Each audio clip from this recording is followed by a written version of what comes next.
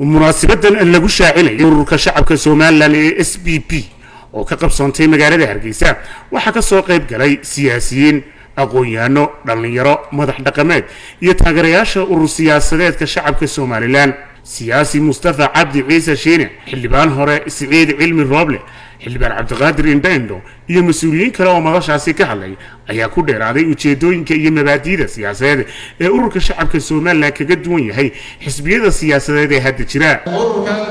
waxa uu ka yimid dad dhalinyaro isugu jira siyaasiyiin looyaro saxafiyiin dhaqaatiir iyo aqoonyahan badan oo reer Soomaaliland kuwaasi oo arkay maanta in xisbiyadeedii aynu doonaynay in aynu kaga baxno qabyaaladda ay u muuqdeen kuwa sii korinaya qabyaaladii aynu doonaynay inaynu ka tagno oo aad moodo haddii xisbi doorashada uu ku dhaco in reerkoodii inuu wada dhacay oo laga adkaaday hadduu mid helana loo dhigayo inay beeneen kursi heshay urur siyaasadeedkani ma aha ururku shakhsi leeyahay ama uu guddoomiyaha ururka xubnaha isaga duubo ee waa urur shacabka reer Soomaaliland leeyahay waa urur musharaxa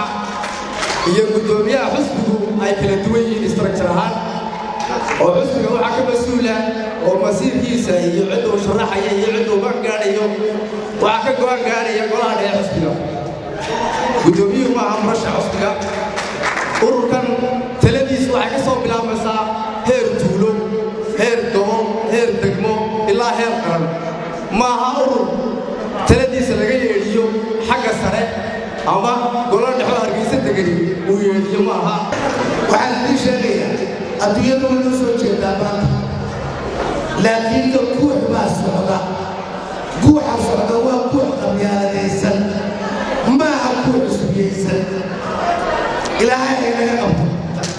ururkani wuxuu u wiilinayaa dastuurka Soomaaliland xeer 14 iyo xeer 20 saddexdaba waa hiilkii uu wiilinayay urur siyaasadeed baa jira maanta waa ururkii ugu horreeyay ee isagoo ururadii kalena wata 24 nin ay maxkamadda tageen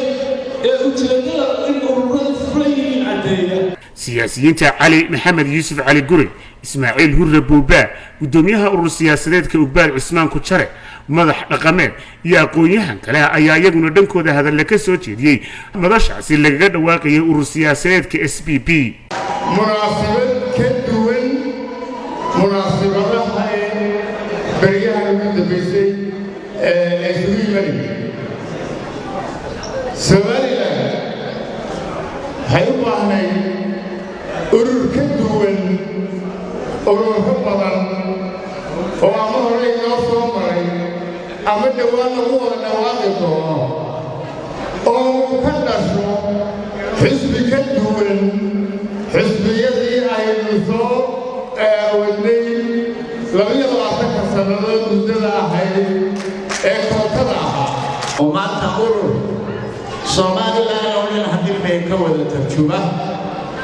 Soomaaliland oo dhan haddii bay maxaa isu keena Soomaaliland wada leeyahay